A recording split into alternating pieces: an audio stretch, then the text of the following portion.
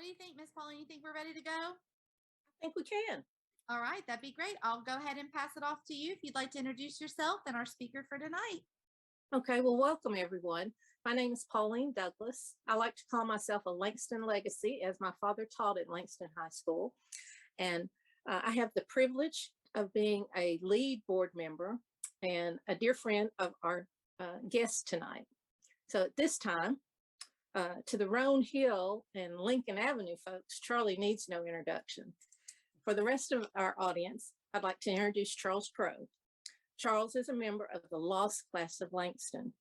He's a graduate of Science Hill High School. He went to Berea College for his undergraduate degree. He received a master's degree from Eastern Kentucky University and an honorary doctorate degree from Berea College. The early years of Charlie's career spanned the auto and construction industry and higher education. Charles spent more than 30 years with the Department of Energy, where he retired as the Director of Procurement and Contracts Division for the Oak Ridge Operations Office in 2006. He then served as CEO of Legacy Resource Corporation until it was dissolved in 2015. Always an active member in his community, Charles has received numerous awards and recognitions for community service.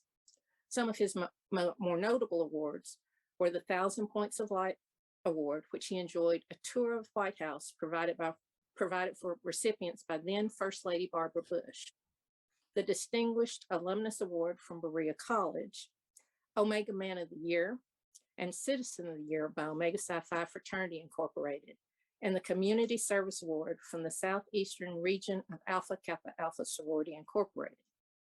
He also was twice recognized as Outstanding Young Man of America. Charles says his greatest honor came in 2003 when he was asked to present the commencement address at his alma mater, Berea College, and was awarded that honorary doctorate degree. As a community leader, Charles has led and served on boards of numerous charitable organizations. He currently serves on the Berea College Board of Trustees, the State of Tennessee Textbook and Instructional Materials Quality Commission, the Community Reuse Organization of East Tennessee, is president of the Oak Ridge Breakfast Rotary Foundation, president of the Men of Tomorrow Foundation, and is a member of the executive committee of the Flatwater Tales Storytelling Festival. Charles' passion is the Men of Tomorrow Foundation, which he co-founded 32 years ago. The foundation operates a mentoring program which focuses on the core values of developing a good self-image, providing positive role models, stressing academic achievement, encouraging cultural development, and stressing career development. The program strives to provide a jump start for community youth to successful careers in the future.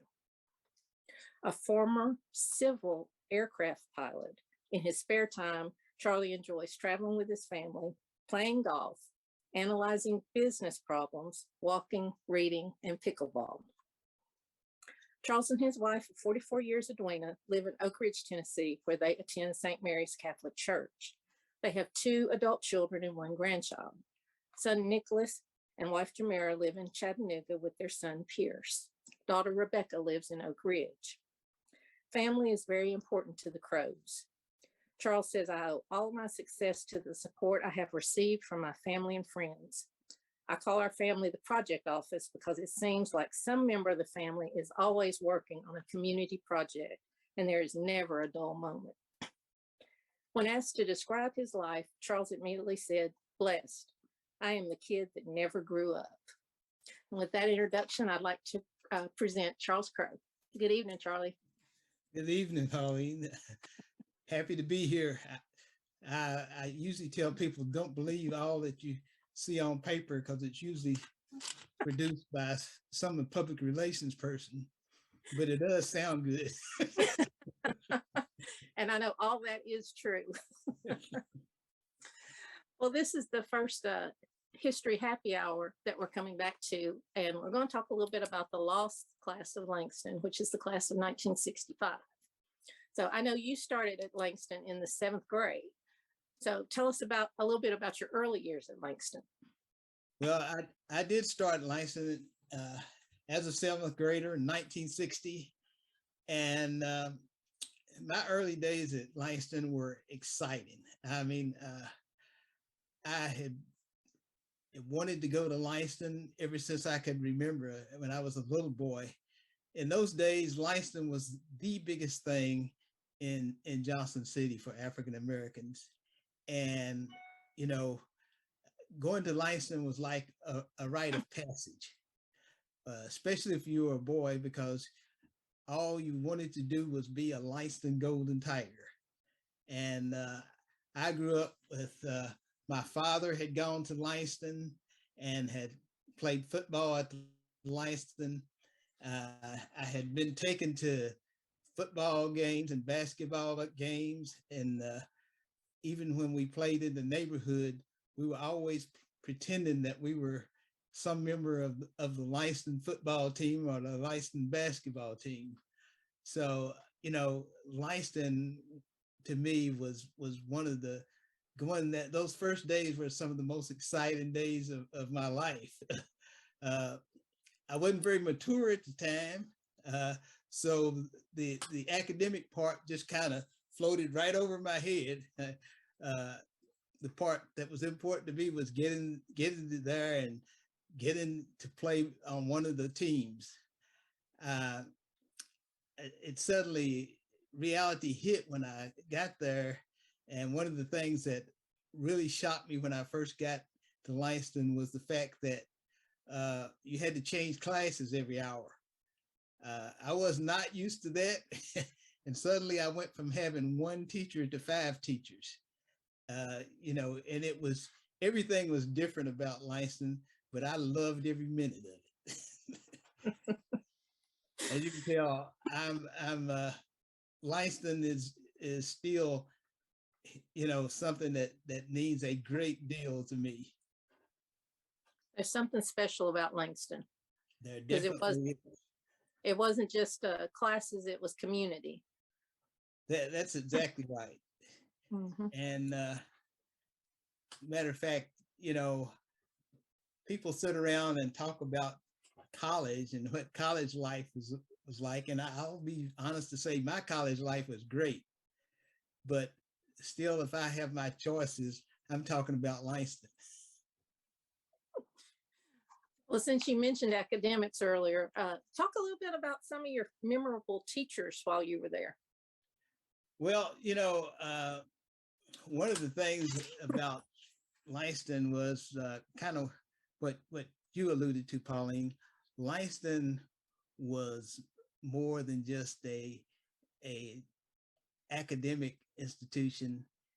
It was a community, and you know, when you said memorable teachers, they all were memorable to me.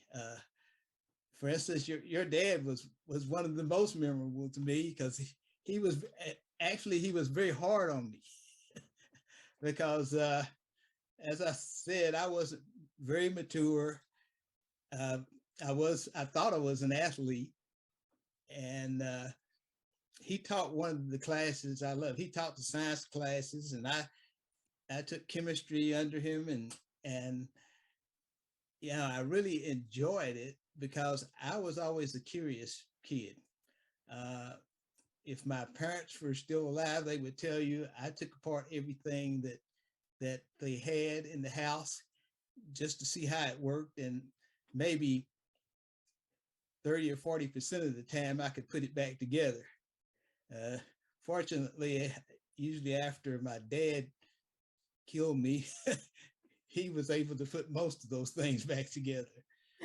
But I can remember Mr. Douglas, and you know, one of the teachers that had a great impact on me was my math teacher, Mrs. Williams. For some reason, you know, even though I was a very playful kid and you know, wasn't really interested in math, she made math come to life for me.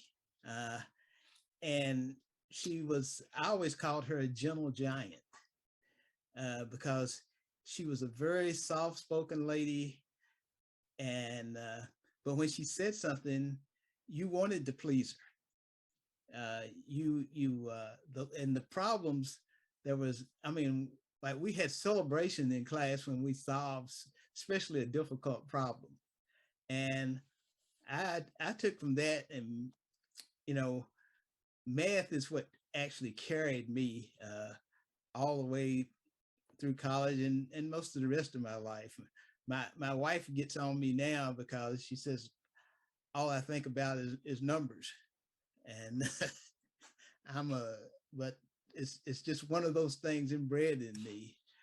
One of the other teachers, I guess, that impressed me was Mrs. Miss Gussie Sherrill. She taught history and Tennessee history, I think, in geography, if I can remember right. And the thing about her was she was tough. I, you know, that she was tough and you could not fool her. Uh, and, you know, after a little while, I finally gave up and started doing my work because I knew if I was prepared, then the class became easy. But if not, she would just really rain on me. And she knew my parents. That was one of the things about Langston. Most of the teachers knew your parents.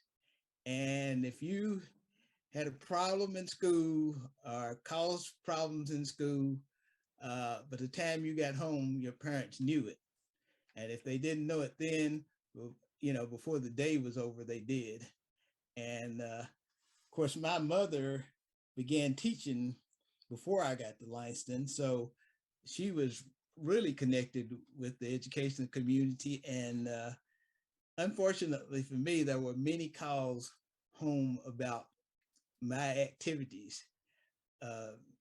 Even at Langston, you know, those were the days when you could still get paddles, and I had my share of that. Uh, I always now I say I grew up in the wrong time because if you look at a kid hard now, you got a problem. But it was one of the best things for me because it made me grow up, and I really, you know, one of the things that I say all the time is you don't know that what impact something has on you usually until you're gone. I think that was even true for me for college. One of the things we talk about, I'm on the board of trustees at Berea College, and we have a lot of conversations about students and their connections with the institution. Well, I didn't realize the benefit I had received at Berea until I went to another university and saw what the students there weren't getting. So and it was the same with Langston. While I was there, it was, you know, it was either fun or drudgery. It was always fun when I was on the athletic fields. Some of the classes were drudgery, but there were some that I loved too, and one of those was math. You know, so there are lots of teachers I could talk about. There's one I see Pauline smiling because I know what she's going to say. There's one teacher in particular that I was in love with from the time I was 5 years old. Miss Callie Red, I think is her name now. She was the cousin of my best friend who lived in the house behind me on Roan Hill. And she would come and visit when we were little boys. And I just thought she was the most beautiful lady I had ever seen. And when I walked into her classroom, she taught me English and French at Langston. You know, it was very interesting for me. I think and I think she was one of the younger teachers to come to Langston, because if I recall correctly, as soon as she finished college, she came back and taught at Langston. She wasn't much older than the students. Well, she was a lot older than me, because I remember the first time I saw her, I was only about 5 or 6 years old. But those were great memories. And anytime I have a conversation with any of my former classmates, we always have to talk about those teachers. And the one thing about it, the teachers at Langston cared, and they cared more about you than just you getting the books. What I've always said is, from Langston, I got life lessons, things that still mean a lot to me today. And I remember things like just like the arc that sits outside of the center now that says "Enter to learn, to depart to service." That was right over the stage in our auditorium too. And at first I didn't get it, as a 7th and 8th grader, but by the time I left after my junior year, it really meant something to me. So those were, and there are many more teachers I could talk about. I guess Mr. McKinney was one. He was also close to my family. He was actually a teacher that I could talk to. The year I was at Science Hill, by then my family had moved to Jonesboro, and I would ride to school with him sometimes. And he would always set me straight. And at Langston, he was the guidance counselor. So when I got to be a junior, sophomore and junior, I found out if you wanted to go to the guidance counselor's office to look at college catalogs, you could get out of study hall. So I believe I went through every college catalog that he had up on the shelf. The only one I was really interested in was the Air Force Academy. And so, you had to write letters to congressmen and stuff. So I sit in his counseling room there and write letters to the congressman trying to get an appointment and everything. Unfortunately for me, when the appointments came out, the appointment I got was to the Merchant Marine Academy. Oh. And at the time, I didn't even know what a merchant seaman was. So I was not interested in going to the Merchant Marine Academy. But there were a lot of good conversations with Mr. McKinney. And of course, also, I couldn't talk about teachers and coaches there without talking about Coach Chrisman. Yep. Coach Chrisman, and I've always given 3 people credit for making me a man: my father, Coach Chrisman, and Coach Douglas. Because they would, I've said they were always very candid at their remarks. I remember what was one of my most embarrassing days 2 of them at Langston was one day. I don't remember what I had done, but it was probably because I don't want to remember it. But I had done something, and Coach Chrisman confronted me in front of a whole group of boys and said he called everybody Mr. And he said, "Well, I see Mr. Charlie has learned that girls are something besides little sisters." And everybody just fell out laughing. And of course, if you want to, like the Southwest commercial says, you want to get away, because the guys were never going to let that go. Some guys see me now and they still remind me.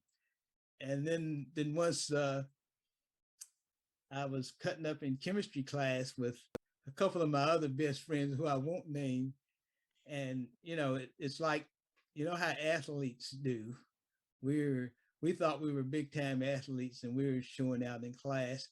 And so Mr. Douglas made us go over to the chemistry cabinet and stand with our nose against the cabinet in front of the whole class.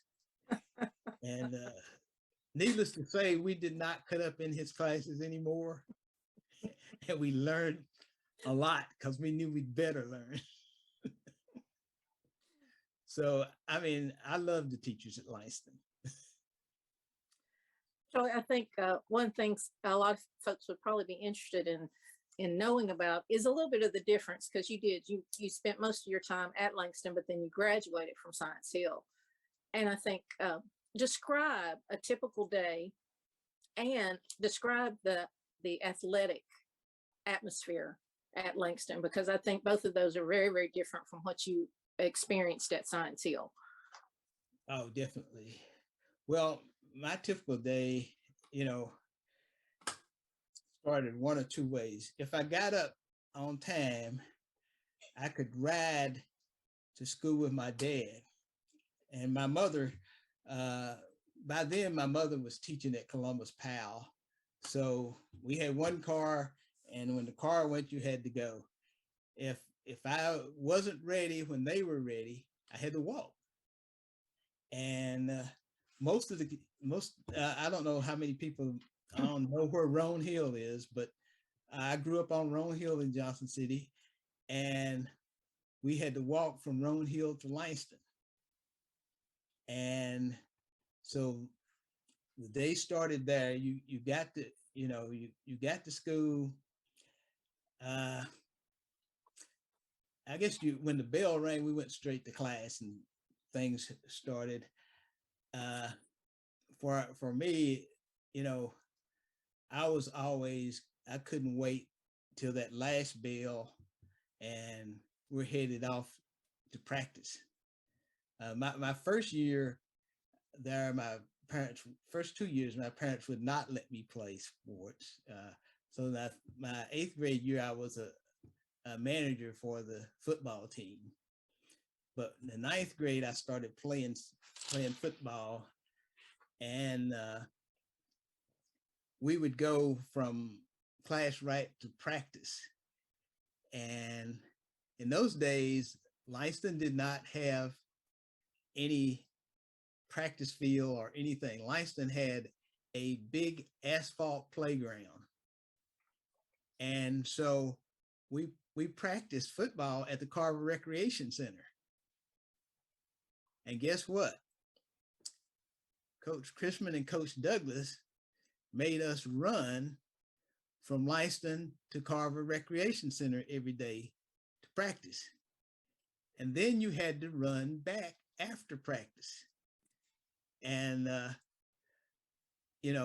there was no walking because they would ride along the route and make sure that you were running. If you were caught walking, it meant you ran extra laps when you got to the field, or if it was on the way back, you had to run more the next day. So needless to say, we were in very good shape, but there was such pride in being a Langston Golden Tiger that, I mean, everybody wanted to be one. I say, if you asked any student in East Tennessee in those days, what school would they like to go to, it was Langston. And the reason that was Langston was winners. I mean, but the time I played football 3 years at Langston and 1 year at Science Hill. And in the 3 years I played at Langston, we only lost 3 games. And I mean, it was just when you put the uniform on at Langston, you expected to win. And, that was probably the proudest day of my career at Langston was when I made the football team in the 9th grade. Oh. And I got to put on the uniform. And believe me, I was not about to give it up. And all I ever dreamed of was doing that, Um, and I guess one of my favorite memories was when we would get on the bus to either ride to the stadium in Jonhson City or go to another school to play.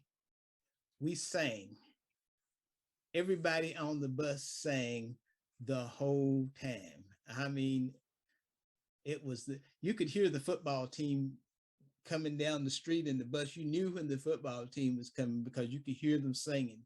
I mean, we weren't as good as the band, but it sure created a memory that we have, and I'll never forget those of us who went to Science Hill that made the football team.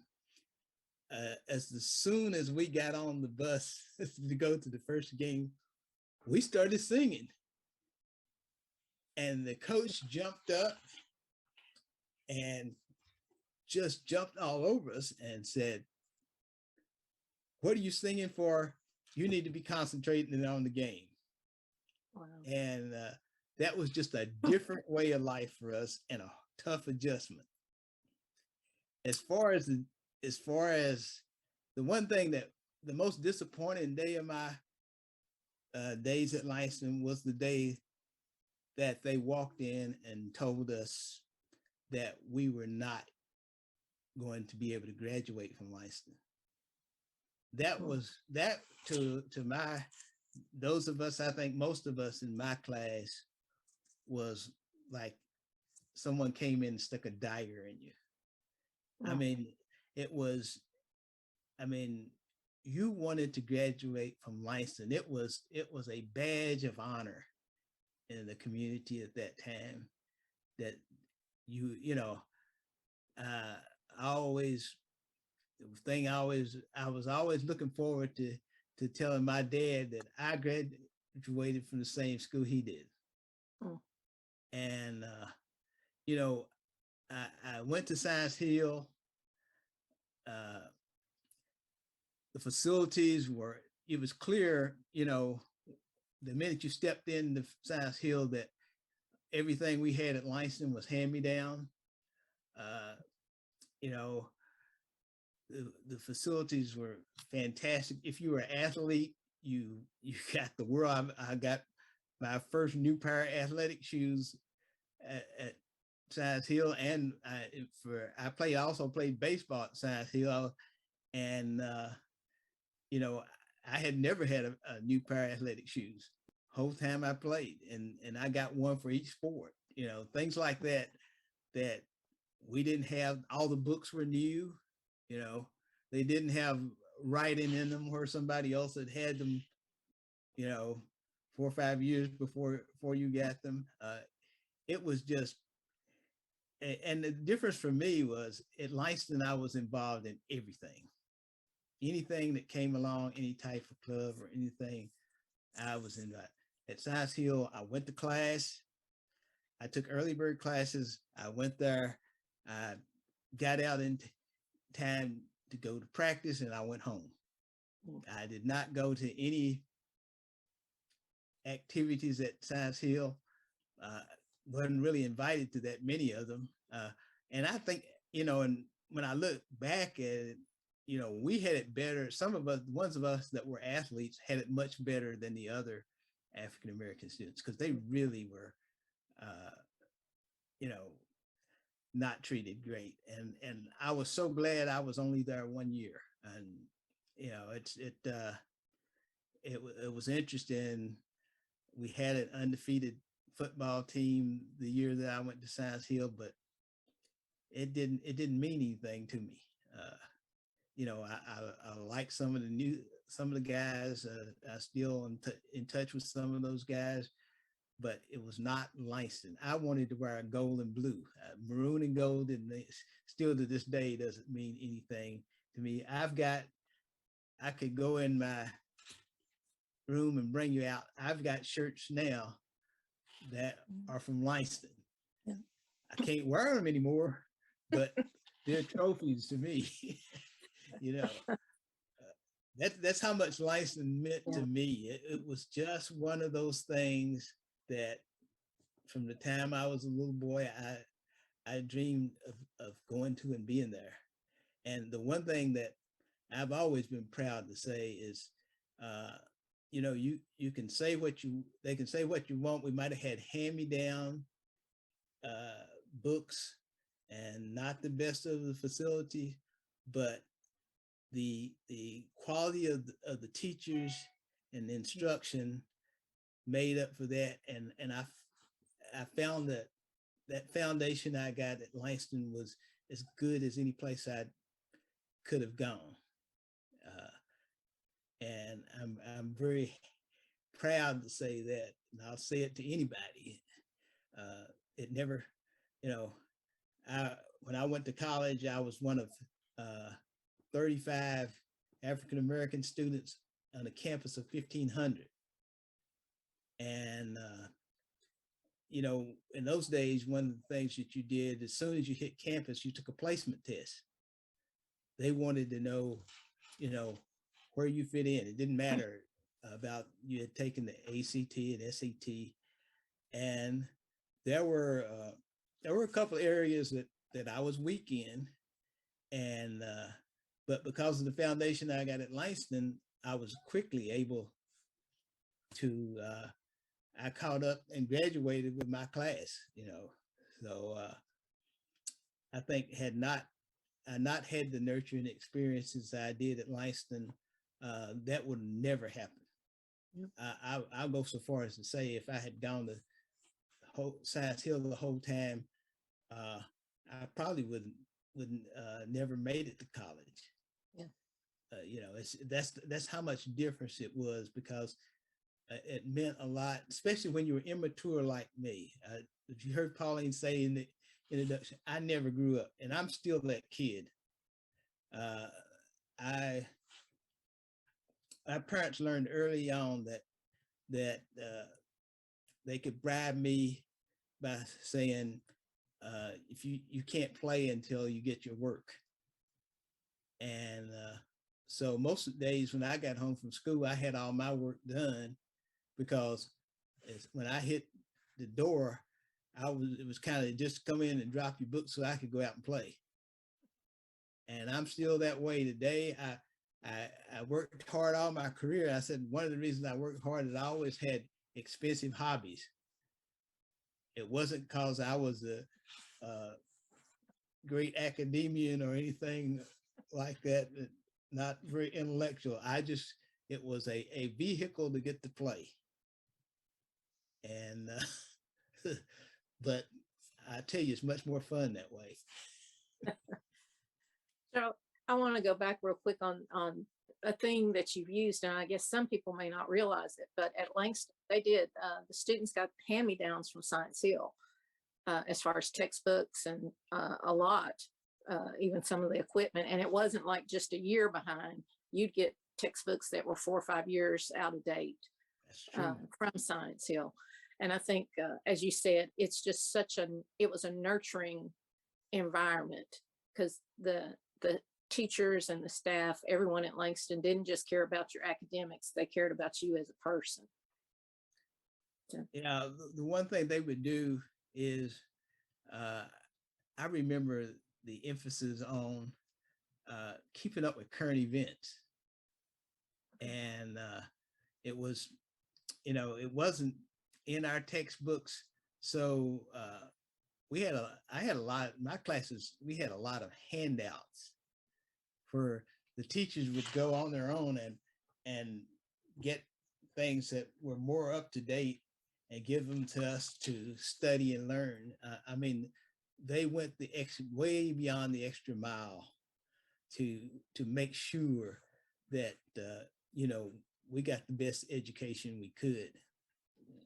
And kind of like you said, Pauline, even the equipment, I remember, I told you, I loved the football team and everything.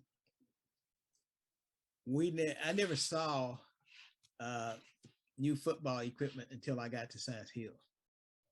Everything we had was hand-me-down. And I remember we would be at games and something would break and we just had to take it from another player who was not going to play that night, or it was, there was no replacement for it.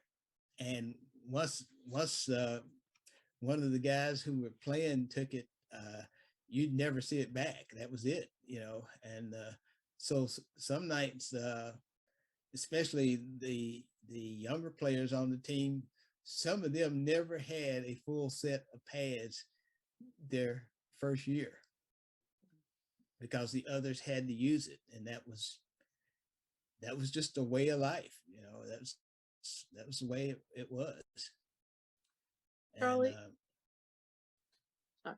Mitch, I think you should mention, you talk about not having new things. And a lot of people may not realize that Langston had to play football on Thursday nights. Oh, yeah. Science Hills Field. So talk a little bit about that, and the fact that you all would have, the band would march to the stadium. Everybody. Yes. All of our games, that was true not only of Langston, but all of the African-American high schools had to play on Thursday night because the white schools played on Friday night. Even as a little boy, before I got to Langston, Thursday was a big night though, because my parents would take us to town to see the band. Langston had a fantastic marching band. I was never in the band because I was too much into sports, but had I not been, I probably would have wanted to be in that band. I mean, everybody in the community, black or white, turned out to see Langston band march through town on Thursday night. And one of the things, when you're a player on the field, you can see the stands. And one of the things I always noticed, Langston always had great sports teams. And one of the things that I always notice, we were in a Memorial Stadium. There was one end of the stadium, up in one end corner of the end, away from everybody. Every game, there was always a big group of white fans that had come to see Langston play. And so, it was, we dealt with it because that was all we knew, and there was no other option at the time. But as far as, I'm amazed at now when I look back on it, at how good things like the team and the band were with, even the band had hand-me-down instruments too. It wasn't just the sports team. Everything was hand-me-down. Miss Pauline, and Mr. Crowe, not to interrupt you all, we are about ready to segue into the Q&A portion, and we have a lot of questions from folks. So I want to make sure we have time to get to some of them. Do you have any other questions that you'd like to ask as our facilitator? I will turn it over to the audience. Okay, wonderful. This is not a hot seat. They're all good questions. They're all really, really interesting too. So thank you so much, for giving us that overview and your experience. It's just amazing to hear about such a specific and personal account. One of our questions is from our Facebook Live. It's from Denise, and she is a Langston legacy. Her parents were Eugene and Georgia Gillespie. She's also a public educator. And her question is, do you think integration was detrimental to Black students because of all of the things that you were saying? And so we'll give you a chance to answer that question. That's interesting because her father and I were best friends in high school. So I've heard a lot about Denise, even though I have never met her to my knowledge.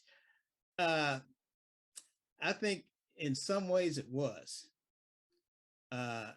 It's different when you grow up and you start out and everything is the same, you know, you adjust to it.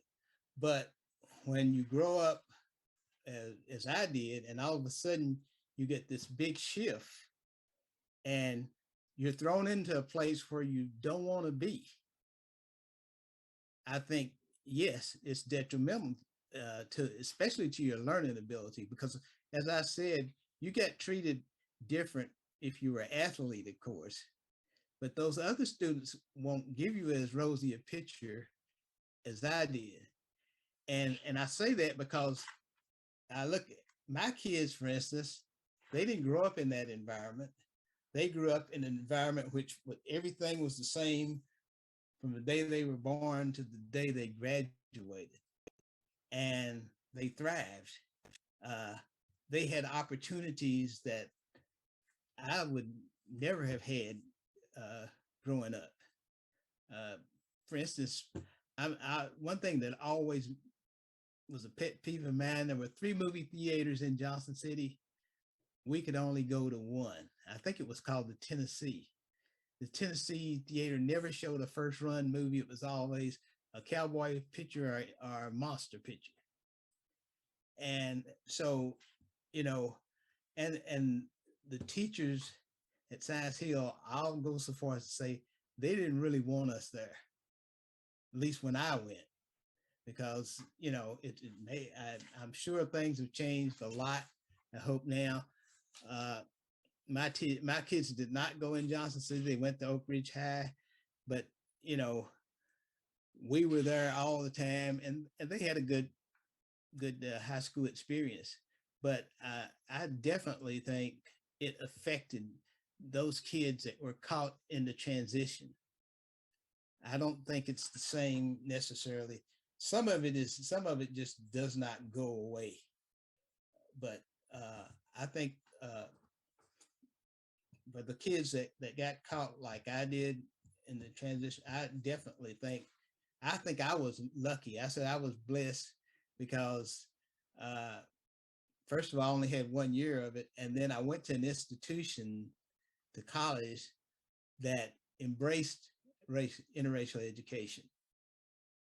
So that, you know, I could have went somewhere else. My mother, one of the things my mother always told me was that I would not go to East Tennessee State. And she told me I would, if I went to East Tennessee State, I would never graduate. And I know that's your alma mater, Pauline, but you know, I think she always said it was because I was so immature and playful, but I think she had a lot of other reasons behind that. And I know some of the things that she went through as a teacher when she was at Dunbar and had to go to Columbus Powell. And she was the only Black teacher at Columbus Powell. So Denise, yes, I do think it affected those kids, all of us during that time. So speaking of, another question is, you know, this term, the lost class of 65, what does that term, you know, represent for you, or what kind of feelings does that term invoke for you or potentially for your classmates? I think it's like I said earlier. I mean, we took a dagger. I mean, you took away one of the greatest experiences we could have had. I had no problem with integration, but when you're a junior, looking forward to all the things that come with your senior year, and suddenly that's just snatched away from you, and you're going into an environment you have no idea what it's like, are going to be like, and the one thing you know up front is it's not going to be the same. And I think we call it the lost class, I think, a lot because, for instance, when we communicate with our friends, that we had friends in that class, that last class that graduated, and you know, there was a bond there leading up to that was just severed. And it was no more Langston. For me, it's that's a sore spot when you talk to me about it. I did not like that. I still, to this day, that's a bad memory for me. Well, let's switch maybe to a more positive memory. One of our comments comes from, or questions comes from Hal Hunter, who does local history research and is here, and has asked, I've heard comments about Roan Hill. I'd like to hear a little bit more about what it was like to live there. So could you share a little bit more about that experience? Yes, Roan Hill for me was great. And Roan Hill at the time, basically the area that I grew up in was I lived on Grand Avenue. And for those who are familiar, and there was an area between Buffalo, I think, yeah, it was Buffalo and Knox, which was a long block and about 3 blocks deep. And in that area, everybody was on the same socioeconomic level. I mean, nobody was rich, nobody was poor. That's right. And my as a matter of fact, my mother was probably, I think she was the only teacher that lived in that group. And but we were all the same. We were all all the families were trying to make it. But for the kids, we never knew we were poor. There was so much love in Roan Hill that, we are allowed to just roam all in that area. And no one ever worried about the kids. I used to laugh because when my mother wanted me, I could be at the furthest point in Roan Hill away. She would just come to the door and start calling out Charlie, hollering, and it was like a relay system. You would hear several mothers in the neighborhood calling you, and the one that was closest to you would see you. She would say, "Boy, you better get your little tail home because your mother's calling you." And I'd take off running, get in there. And it was the same way. I mean, I think I probably was spanked by half of the mothers on Roan Hill, because if you were doing something and they caught you, they'd take care of it right there.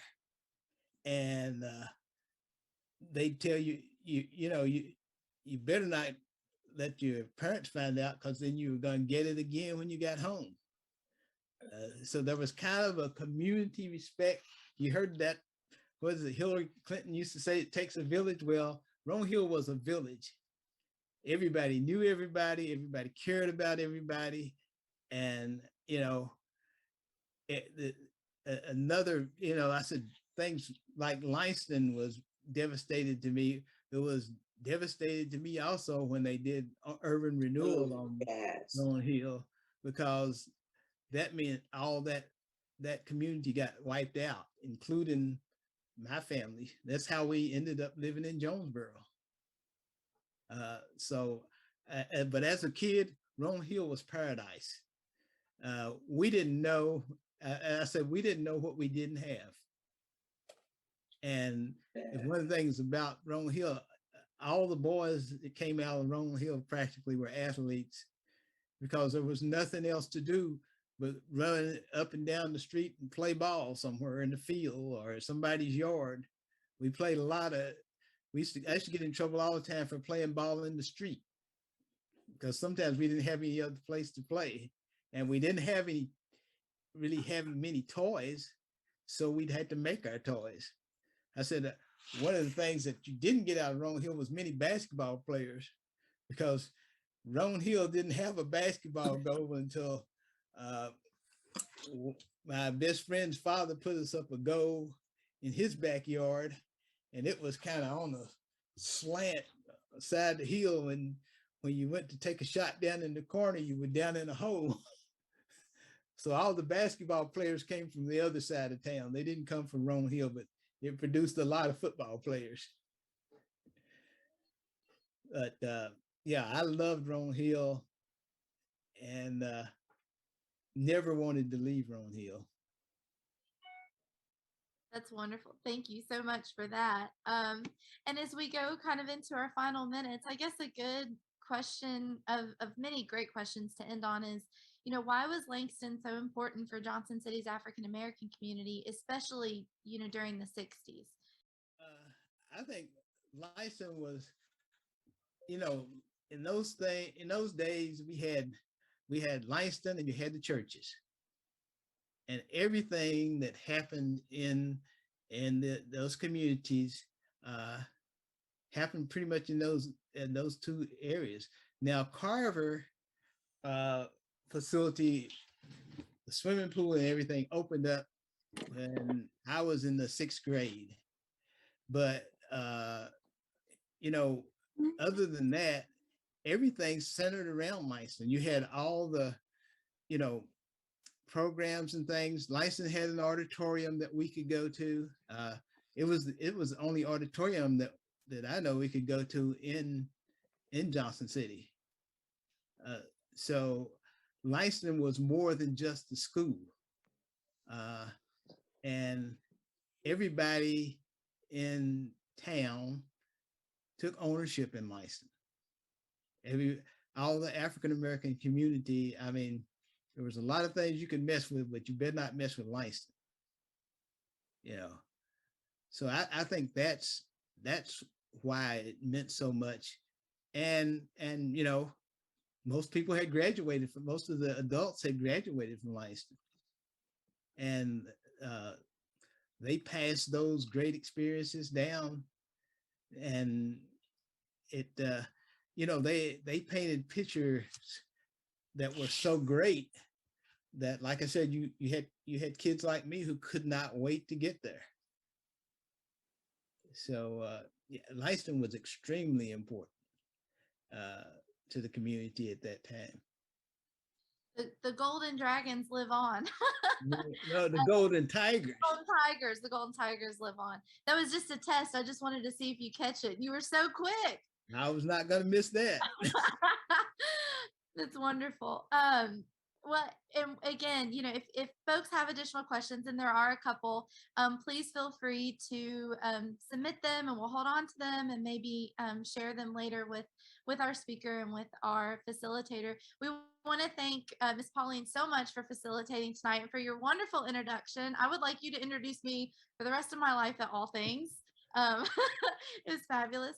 And thank you so much to Mr. Charles Crowe for speaking tonight. Do you want to make a final comment to our audience? Well, I'd like one final comment I'd like to make. I'd like to compliment the Jonhson City and the people of Jonhson City on the Langston Center, and then give a shout out to Adam Dixon. I had a chance to tour the center once when I was in Jonhson City, and the way the facility was done, I love it because it still preserved enough that someone like me who attended there felt at home when you walked in.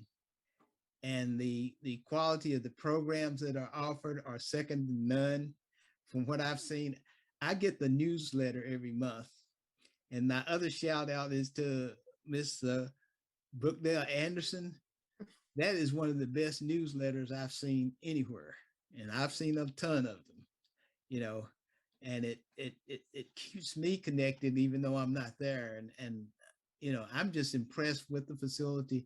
And I think it is a true asset to Jonhson City as a whole. Yes, we want to thank Mr. Adam Dixon, the site manager who is here tonight. He's a fabulous person. Shout out to Adam for all of his work with Langston. You can visit Langston or the Multicultural Center located on the site, which is in downtown Jonhson City. It is a beautiful facility. and does a lot of great programming. So if you get a chance, it's a wonderful place.